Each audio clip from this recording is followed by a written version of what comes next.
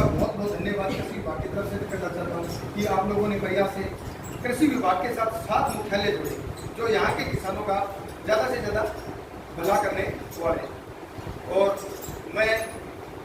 श्री जगदीश जी से निवेदन करूँगा कि आप हमारे वीडियो साहब का वेलकम करें। ऐसा चलिए आप हमारे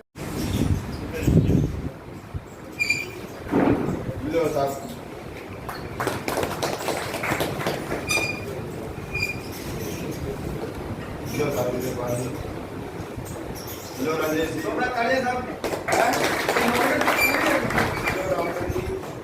लगाना ही ले जाएगी और रिपोर्ट क्या होगा नहीं ये मोटिवेशनल शब्द है। लो सर, तो ये सारा का सारा आप आपके पंचायत में पंचायत वाइज तो सर मैं बता दूं हर पंचायत में लक्ष्य लिया 2 से 2,500 पौधे बच्चों में वितरण और लगाने का।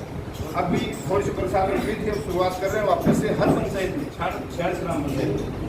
ताकि 2-5 साल बाद में जब नौरली में कोई भी आए हर जगह हरियाली हरियाली। ठीक है ना,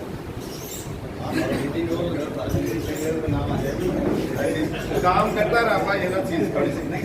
कल्याण कोष का गठन किया है जिसमें लास्ट ईयर से 2,000 करोड़ का बजट प्रावधान था, उसको बढ़ा के इस बार 5,000 करोड़ रुपये का बजट प्रावधान रखा गया। तो उसमें जो कृषि विभाग की विभिन्न योजनाएं उसमें लक्ष्य भी बढ़ाए गए हैं, साथ साथ में जो अनुदान की योजना है उनमें अनुदान की लिमिट भी बढ़ाई गई है। तो ये किसानों के लिए बहुत ही वरदान साबित होगा कृषि मंत्री। इसके साथ ही अपन देख रहे थे कि जो पिछले दिनों बजट घोषित हुआ उसमें जो बेसिक आधारभूत शिक्षा की वजह से अपने जिले में कृषि महाविद्यालय अगर बच्चे इसमें से पढ़ के निकले तो न तो इस क्षेत्र में किसी भी प्रकार की बेरोजगारी है, प्लस जो छात्र इसमें शिक्षा लेके अपने खेतों में नवाचार कर लेंगे वो कहीं पीछे नहीं होंगे। आप देख रहे हो कई MBA के बड़े बड़े पैकेज छोड़ के बच्चे इस फील्ड में काम कर रहे हैं और लाखों रुपए घर रह के अपने खेत में रह के अर्निंग कर रहे हैं। तो क्यों नहीं कर सकते? तो इसके लिए अपने आप में जब सरकार का इतना सपोर्ट मिल रहा है, अनुदान की राशियां बढ़ाई जा रही हैं, नए नए नवाचार किए जा रहे हैं और सबसे सलाह मशवरा इन कैंपों के द्वारा किया जा रहा है, कार्यशालाओं के द्वारा किया जा रहा है कि अब क्या जो कृषि बजट होगा उसमें देखना किसानों के लिए कितनी शानदार योजनाएं हैं। जब सब कुछ 70 से 80% जागरूक हो जाता है, किसी कंपनी में 51% जिस चीज के शेयर हो जाते हैं वो मालिक होता है उस कंपनी का। तो जब 70 से 80% की भागीदारी वाला जो व्यक्तित्व है, जो किसान है, उससे मजबूत में किसी को नहीं मानता। और आज की परिस्थितियां जो चल रही हैं, ये जो 4-5 साल का सुभाष जी पानी बता रहे थे वो सच्चाई है। हमें जल को भी बचाना होगा, कम जल में अधिक उत्पादन वाली फसलों के बारे में सोचना पड़ेगा, वरना आने वाले 30-40 साल के बाद मैं कह रहा हूँ खाने के लाले पड़ जाएंगे। आज हो सकता है हम इन चीज़ों को मजाक में ले रहे हों, लेकिन एक एक चीज को मैं एक एक व्यक्ति को चाहिए, दयानंद जी बोल रहे थे, सुभाष जी बोल रहे थे, सबकी चीज सुनी है। और हर मीटिंग में एक बहुत बड़ा इश्यू था, किसान एक छोटे से लालच के लिए और अपनी जमीनें यूपी से किसान आते हैं और सब्जियां बोते हैं और छोटे से लालच में उनको दे देते हैं वो 100% जहरीली सब्जियां।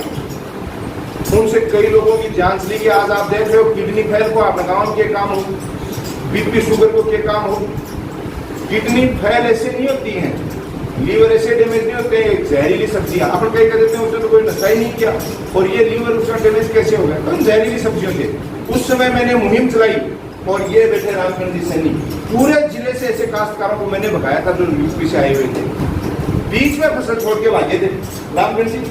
जिन्होंने किराए पे जमीन ली हुई थी, फसल बोदी थी और उनकी जांच के लिए मैंने जिला परिषद सदस्यों की 5 सदस्यों की कमेटी बना के और जांच चल रहे थे उनकी हमने खुद ने मॉनिटरिंग करनी शुरू कर दी और हालात ये बने कि लास्ट में वो लोग बीच में खेती छोड़ के यहाँ से भगे थे। तो संभव साथियों सब कुछ है, जरूरत है एक्टिव होने की और हमें अपनी अपनी पंचायत के लिए, अपने अपने वार्ड के लिए ठान लें कि जिस क्षेत्र में खासतौर से एग्रीकल्चर के लिए क्या क्या योजनाएं, प्रत्येक व्यक्ति को क्या लाभ दिलवा सकते हैं। मैं हाथ उठा के मैं किसी पे चलो इस बात में नहीं जाना चाहता, आप केवल अपने आत्मा और मन से पूछ लेना कि मैंने इस डिपार्टमेंट की, इस विभाग की योजनाओं का मेरे क्षेत्र में कितने लोगों को लाभ दिलवाया, आपको खुद को जवाब मिल जाएगा। पंचायत समिति में जो इस ब्लॉक का कृषि से संबंधित आमुखीकरण कार्यक्रम है, इस कार्यक्रम में मंच पर मेरे साथ उपस्थित कृषि विभाग के डिप्टी डायरेक्टर रामचंद्र सैनी साहब, हमारे बीच में हमारे यहाँ के किसान परिवार से निकले हुए साइंटिस्ट के रूप में बहुत अच्छा काम करने वाले दयानंद जी, हमारे सहायक निदेशक विजय बाजी कस्वा साहब, शीश राम जी, और पशुपालन विभाग से हम सब के बीच हमेशा किसानों का मनोबल बढ़ाने वाले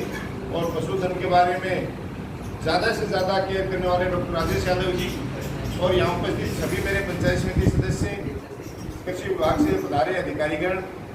सरपंचगण और जागरूक किसान। अभी ये बात कह रहे थे, जिस तरीके से दयानंद जी कह रहे हो, फिर सुभाष जी ने बताई हो काफ़ी जानकारी। ये मेरा ही नहीं, हर जनप्रतिनिधि का फर्ज बनता है कि वो कृषि से संबंधित कोई भी योजनाएं आए, कोई भी चर्चा हो, उसको ध्यानपूर्वक सुने।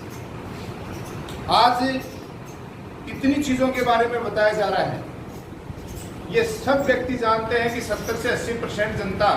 आज भी इस देश की ग्रामीण क्षेत्र में रहती है, और उस 70-80% जनता का केवल कुछ बेल्ट को छोड़ दो, आज कोई कल्पना करे अपने शेखावाटी बेल्ट की,